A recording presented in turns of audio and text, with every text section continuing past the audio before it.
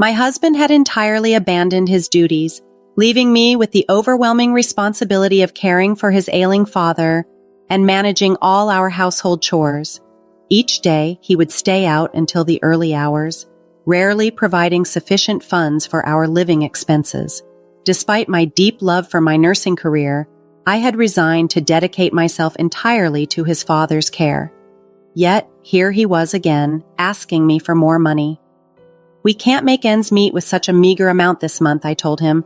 "It's supposed to be your responsibility to manage our finances within the budget, but there's a limit to what's possible. How can you expect anything when you contribute nothing and dismiss the efforts of those who do?" My husband, aloof and condescending, shot back, "All you do is drain our finances without contributing. You're like a parasite." "How dare you say that?" I retorted. "If I leave, you won't last a day. Maybe you should be trying to keep me instead of threatening me." He waved the divorce papers in my face, arrogantly proclaiming his willingness to end our marriage at any moment. Tossing the papers at me, he stormed out of the room. I gathered them from the floor, spreading them out before me. A rueful smile crossed my face when I saw the title, Petition for Divorce. He was mistaken if he thought I would be the one devastated by our separation.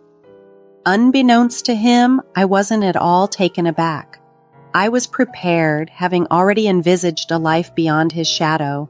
With a mix of pity and determination, I dialed my lawyer's number. "My name is Kayla. I used to be a nurse at a private hospital, a demanding job with night shifts and relentless days. But it was my dream. Caring for others had always brought me deep fulfillment, as taxing as it was. Now, it was time to start reclaiming the life I had put on hold. I truly cherished my career, but due to conflicting schedules, my husband Vincent and I rarely spent much time together. Despite this, our marriage remained surprisingly smooth without any major conflicts. However, everything took a drastic turn following a sudden incident with Vincent's father, who was his only living family member at the time.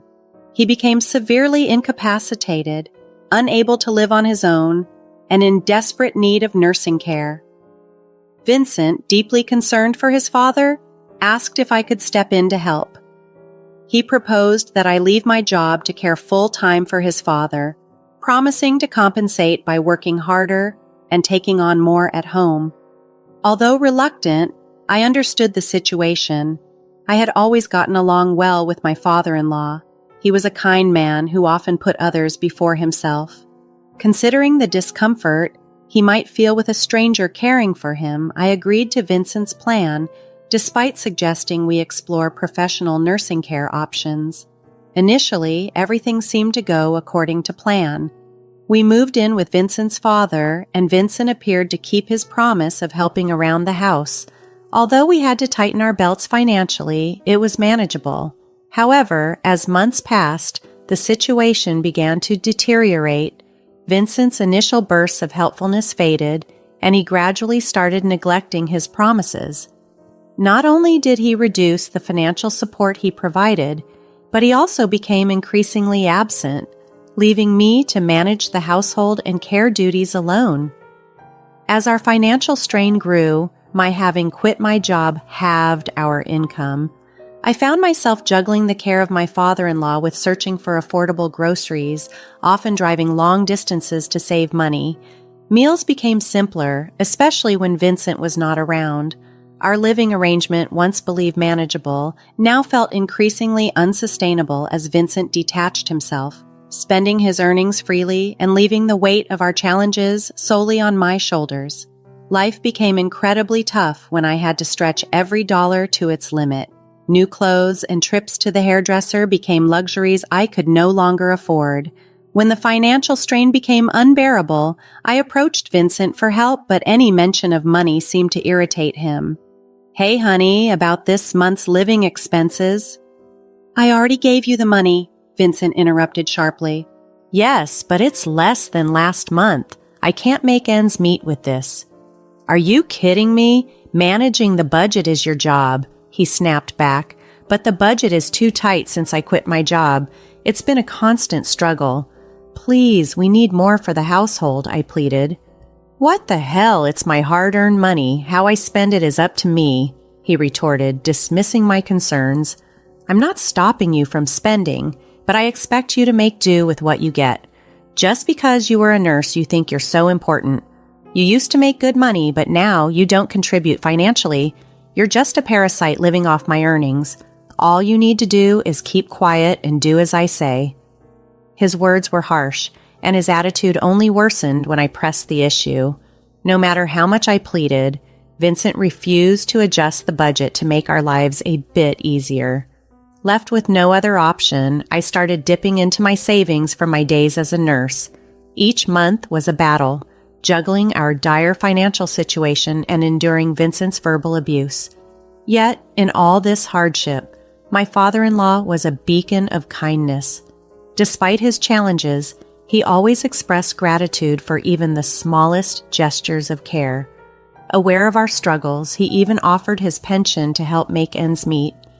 He was a genuinely nice man and became my sole source of emotional support. Vincent's difficult attitude and general approach to life were hard to bear, but the time I spent with my father-in-law was precious. His presence and support strengthened my resolve to do my best under challenging circumstances, holding on to the warmth and appreciation he extended towards me, even when things seemed most bleak. My brief moments of joy were tragically short-lived. Nearly 3 years into caring for him, my father-in-law passed away unexpectedly. That day, I traveled a bit further to the supermarket to take advantage of a special sale. Although I was concerned about leaving him alone, he reassured me with a smile and encouraged me not to worry. With his encouragement, I left with a peaceful heart, believing he was fine. Tragically, while I was away, he collapsed and never recovered. The guilt of not being there at that crucial moment haunted me deeply. I replayed the decision to leave him alone over and over, and the tears just wouldn't stop. Despite the overwhelming grief, I knew I couldn't dwell on my regrets forever. It was time to arrange his funeral. Vincent took on the role of chief mourner, but only for appearances. Behind the scenes, he left the bulk of the funeral preparations to me. Considering how much my father-in-law had supported me, I preferred handling the arrangements myself rather than risking Vincent's negligence. Despite the suddenness of it all, I threw myself into making the arrangements, which gave me a temporary escape from my sorrow. The process was grueling. I was so engrossed that it felt like my head was spinning, but it did help pull me out of my depression. Although it was infuriating to see Vincent yelling instructions one moment and then idly watching TV the next, I was determined to honor my father-in-law's memory properly. At the funeral, many attendees expressed their condolences to Vincent, not knowing the full extent of our domestic struggles. They sympathized with his loss, assuming he had been the one closely caring for his father. Their comments like, "It must have been hard to prepare everything so suddenly," and "You took really good care of him, he was fortunate to have such a fine son," were meant well, but they stung given the reality of our situation. I maintained my composure, responding with grace despite feeling pushed to my limit. "No, it's not hard at all," I would say, masking the truth of our strained circumstances. He raised me too, in a way, so I did my best for him. I clung to the belief that my care had brought him some comfort in his final years, hoping that would be enough for him to find peace. "I too hope that he appreciates everyone's presence today," Vincent said, wearing a practiced smile as he mingled with the funeral attendees. His friendly demeanor and the superficial conversations grated on me. Beneath his facade, he had done nothing to prepare for the funeral or to care for his father in his final days. I vividly remembered the sorrow in his father's eyes on the nights Vincent came home late, not bothering to share even a word with him. Now that he was gone, Vincent's pretense of being a devoted son was almost too much to bear. My disgust for him grew with each passing moment, and it was hard to shake off. Even after the funeral, my distaste for Vincent lingered. With my father-in-law no longer here, The main reason for tolerating our strained marriage was gone. The thought of divorce increasingly crossed my mind. I was torn, feeling both the revulsion towards him and the uncertainty of making such a big decision. I was procrastinating, unsure of what to do, held back by the remnants of a life that once was. The routine was the only thing keeping me going, but then an unexpected incident gave me a startling insight. One evening, I went to the local supermarket, only to find they were out of a seasoning I needed. Deciding to try another store a little further away, I made my purchase and headed outside. That's when I spotted Vincent, who was supposed to be at work. Curious and cautious, I kept my distance, watching him.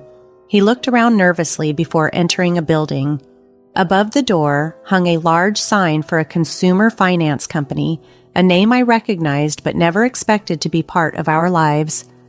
A chill ran through me as if I had been plunged into an icy bath. My whole body reacted viscerally to the implications of what I was seeing, yet my mind was eerily calm and clear. It dawned on me that not only was Vincent failing to provide sufficient living expenses, but his actions were now leading him into potentially dire financial straits without my knowledge. The discovery crystallized my feelings and the reality of our situation, pushing me towards a decision I had been putting off. It was a revealing moment, one that underscored just how far apart our lives and values had drifted. The revelation that Vincent had been borrowing money without my knowledge left me stunned. I found myself questioning how long and how extensive his debts were. At that moment, the decision crystallized in my mind. I needed a divorce. I could no longer envision a future with someone who concealed such significant aspects of our financial lives. My dwindling feelings for him evaporated completely. That evening, I waited for him in the living room, the decision heavy but clear in my mind. When he finally walked through the door, the conversation that followed was terse. "Evening, Vincent. You're back late." "Yikes, what are you doing up so early? What's wrong? Can't I stay awake?" he retorted, clearly annoyed. "Nothing's wrong. I just want to go to bed," I replied, my tone flat. "Of course you do. You've been out until now, after all," he said, dismissing my concerns. "If you're going to be sarcastic, save it. I'm exhausted from working, unlike you," he snapped. "Right, I'm sorry," I said, pausing for a moment to gather my thoughts. "Actually, I have something important to tell you. Let's get a divorce." "Huh? What are you saying all of a sudden?" "I've been thinking about it for a while now," I continued calmly. "You've been living off me, and yet you ask how I will survive after the divorce? You hardly provide enough for me to live on as it is. Besides, as a nurse, I managed before, and I can manage again. If using money is such an issue, then yes, I think a divorce is the best step." Stunned, he locked himself in the bedroom. The next day, true to his word, albeit reluctantly, he took a day off and accompanied me to our lawyer. He signed the divorce petition with a heavy thud on the lawyer's desk. Our separation turned out to be simpler than I had expected.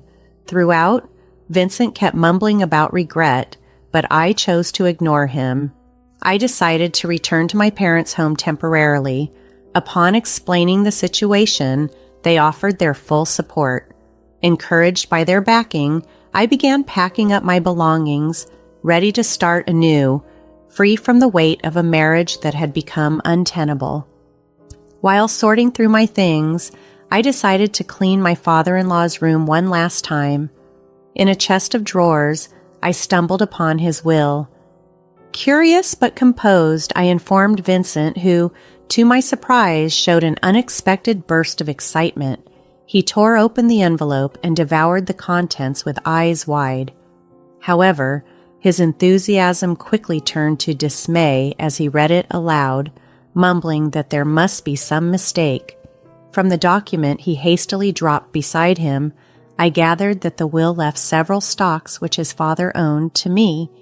Additionally, it included a heartfelt letter expressing gratitude towards me. Vincent, in disbelief, protested, "No, this can't be true. I'm the only son. Normally I inherit everything, don't I?" "That may be so, but the will clearly states otherwise," I replied calmly. "This is ridiculous. This can't be valid," he sputtered. But the signature of his father was unmistakable. The shock was too much for him. He fainted and collapsed on the floor. Quickly, I called an ambulance, but as I watched the paramedics take him away, I felt like I was already removed from his life. There seemed no reason to delay my departure any longer, so I finished packing and left for my parents' home. Once settled, I reached out to one of Vincent's relatives who had always been kind to me to inform her about the divorce. She listened intently, her expression growing more pained as I recounted my story. After I finished, she embraced me warmly, her demeanor awkward and troubled. She then revealed in a hushed voice that Vincent had accrued a substantial gambling debt long before we moved in with his father, a habit that had started shortly after we got married. His frequent visits to consumer finance companies had even sparked rumors in our small community. Her revelations added a new layer of understanding to the struggles we had faced, confirming that my decision to leave was justified. The support from Vincent's relative was comforting, reaffirming that I was not alone in recognizing the difficulties brought on by his actions. It was deeply unsettling to realize that while I was oblivious, others in our community were well aware of Vincent's financial troubles, and the rumors were rampant. Before moving in with my father-in-law, my life had been consumed by my job. Afterward, my entire focus shifted to caregiving, leaving no room for social interactions where such information might have come to light. Meanwhile, Vincent had been misleading people, confidently claiming that he would swiftly clear his debts with his expected inheritance, a certainty in his mind that everyone seemed to know about but me.